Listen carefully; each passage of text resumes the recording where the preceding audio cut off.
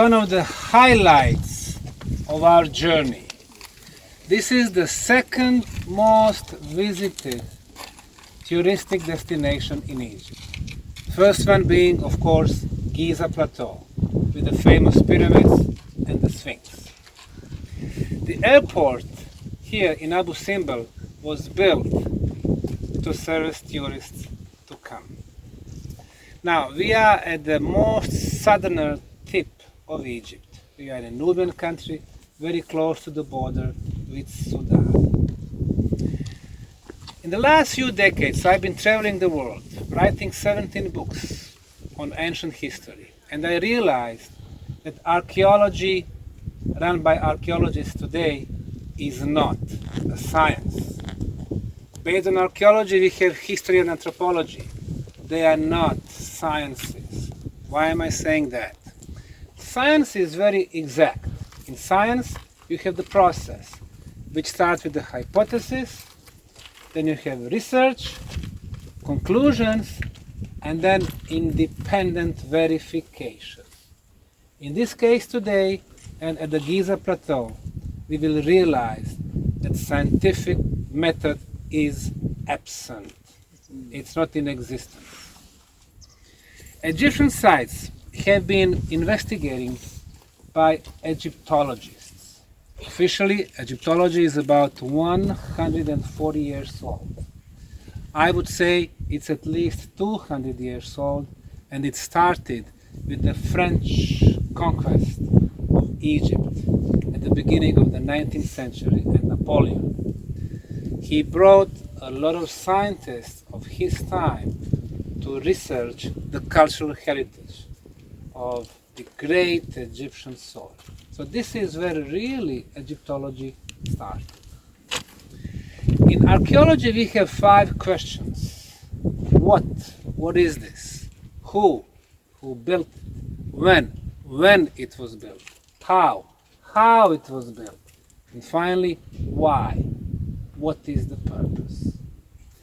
Since I realized that most of the sites, it doesn't matter if it is the Mayan pyramids, if it is pre-Inca civilizations, if it is Eastern Turkey, Göbekli Tepe, if it is Yonaguni monuments on the bottom of the Pacific floor, or Egyptian monuments, I realized that there is a huge movement of deception, of hiding the real truth about those sites. Where do you start deception? First, with the names. What is the name for this site? It's Abu Simbel Temple. What is Abu Simbel? It is not the name of the place. At the beginning of the 19th century, 1807, the French researcher came and he was pointed to this place. Actually, at that time, it was about 200 meters southwest from here and 65 meters lower. It was very close to River Nile. He was pointing to that site, which was completely covered by sand. He didn't have a time or funds at that time to do excavation. He was talking to his friend, who came next year, who started excavation, and they used the name of the boy who showed in the location. The boy's name was Abu Simbel. What Abu Simbel has to do with this monument? Basically nothing. The word temple is used to show the place mostly of worship. When you have cults, when you have ceremonies. Do we have independently verified source that can confirm that such ceremonies were held here?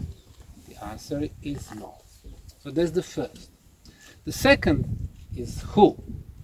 When it comes to who, of course, it's very hard to get the real answers to who really built the biggest pyramids, who built those structures on Yonaguni monuments, which are below the level of Pacific Ocean, who really built structures in Bolivia, Peru, and so on. But what you do in that case, of course, you have claims, or you have the guesswork of archaeologists.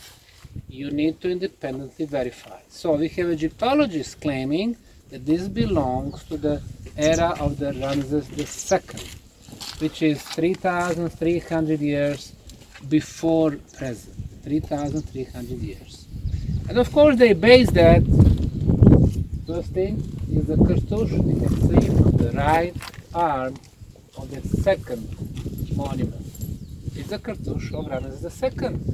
And of course, only the royals, the leaders, only the sons of God are supposed to have cartouche. Now the question is whether the carvings belongs to the time of the construction. We need to find out. At this point, we cannot date the time of carvings and the time of construction. My opinion, of course not. We have two different times. There's the second question, who? The third question is when. We do not have any whatsoever organic radiocarbon datings on pyramids or on those temples. We are able to retrieve probably some of the seeds, but it does not necessarily belong to the people who really built it.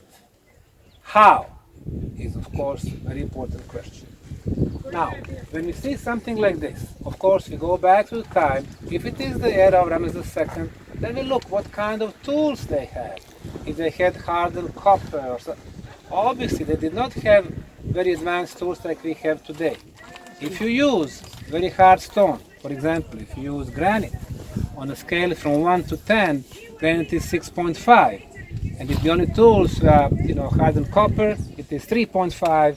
Inferior tool cannot shape superior material. You need to find an answer.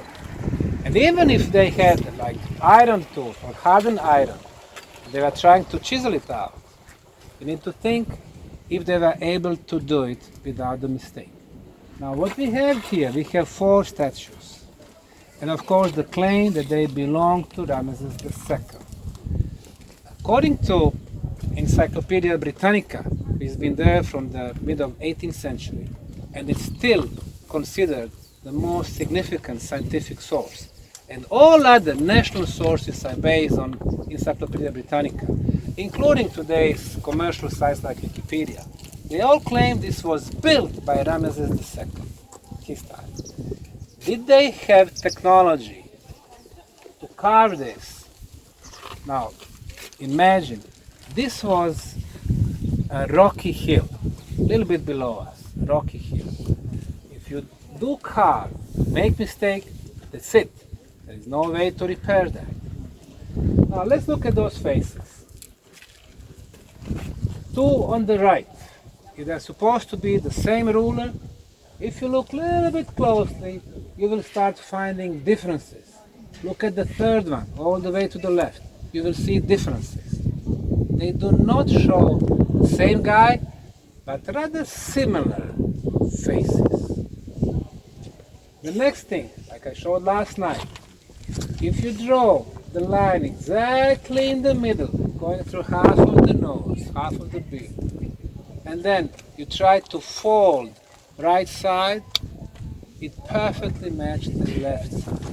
If you have, for example, a couple of, I don't know how skilled workers working on the eye, one to the left, one to the right, there is no way that they can make such a perfection that they are perfectly symmetrical. Today we do that with the computer technology. And when it comes to the execution, you have to have some type of the laser-based technology. What did they use? I don't know. What I'm just saying, in the 21st century, this is what we would use. Now, let's see about the context. I said in order to independently verify, you have to have sources, not just from this country. If you go back to that time, Egypt was one of the major powers in the world. And, of course, they were, especially with the Pharaoh Ramesses II, they were fighting south, Nubian lands, they were fighting west, Libyan lands, east, Syria, and northeast, Hittites. At that time, really, Hittites were the major power also. Their capital was Hattusha in mid-western Turkey. Now, for 80 years, even before Ramesses II's time, there were fights, occasional fights, between two parties, Egypt and Hittite. And there was a very important trade route going through a place called Kadesh. Today it's called Tel Kadesh, artificial hill Kadesh. Kadesh is very close to the today's modern city of Aleppo. Aleppo, you probably heard in the last couple of years because of the terrible tragedies during the war in Syria. So at that time, Kadesh was a very important route. It belonged to Egyptians for the longest time, and then something happened. It went to another hands, to the hands of Hittites. Well, young Pharaoh, Ramses II, who ruled 66 or 67 years, and who is considered to be the most powerful, the most successful, and the greatest Egyptian pharaohs, at least of the New Kingdom, for most people of all kingdoms. He decided to get the army all the way to the east. So he went there with 20,000 people. That was a huge army at the time. However, Hittite army was 2 times bigger, 40,000 men. On his way, young Pharaoh was rather impatient, so he rushed. He wanted to meet the enemies as soon as possible. They captured 2 Bedouins. Now, in some of the historical sources, they are saying they were Bedouins. Some people are saying they were spies for Hittites. We're not quite sure. However, some people are saying that they were tortured, until they released some information. But anyway, they told Ramses II that the majority of Hittite army is behind, and their king was, coming in front. So, what Ramses II decided, he said, okay, let me rush, let me capture their king, and I'm going to claim a big victory. And that was his mistake, because the information he was getting from Bedouins were wrong. What really happened, Ramses II was captured. Now, in most of the major Egyptian temples, you will find different story. That he was very victorious, that he single-handedly, defeated great Hittite army. However, when we see the results, then we can really get to the real scientific and historical truth. Kadesh remained in the Hittite hands, meaning Egyptians really lose that particular war. However, the Ramses II came back to his army, shame, and he was blaming his general for betraying him. Came back to Egypt, and then he ordered people to mark every major monuments. Like this one here, like inside, you're gonna see the scenes of the battles where he is victorious. So all the sources that people could see, monuments, paintings, papyri, they are talking about him being victorious. 20 years ago, letters of correspondence between Hittite king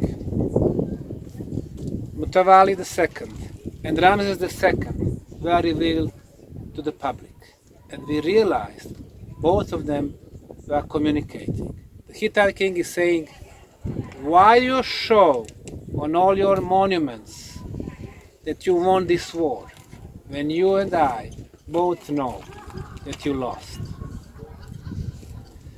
Well, in his answer, Ramses II is saying, well, we had some internal problems with gods, with this and that. Basically, he's not answering straight. So we know that really the Hittites were the side who won the war. Now, again, if we rely on documents from both sides, it took Hittite's brother and his nephew, who became another ruler of Hittite, but he was illegal. And his nephew, in order to establish his power, started signing peace treaties with the neighboring countries, which includes Babylon, Assyria, and Egypt. And the most important is the one with Egypt, because they exchanged peace treaties, and these are the first documented peace treaties between two nations. So that's also extremely important. But people usually mix those two things, the era of when the war was lost and the peace treaties. Peace treaties came later. Remember, this guy ruled for 67 years. So today what I would like you to do is to stay open-minded and to realize we don't have definite answers in the case of Abu Simbel. Personally, I don't think that ancient Egypt, the last 5,000 years, had technology to carve such monuments. Statues are 20 meters in height. 20 meters. So, you're going to go inside, you're going to see some scenes inside, you're going to see some smaller statues. So, like we discussed last night, 3 phases of Egyptian history. The most recent one, sons of gods or the pharaohs. For that one, demigods. For that one, gods with small g. Did they have technology over 3,000 years to carve such beautiful monuments? Of course they did, because they would live 1,000 years each, and of course they were much more advanced. So during this trip, really, you can take a look and see for yourself which era it really belongs to.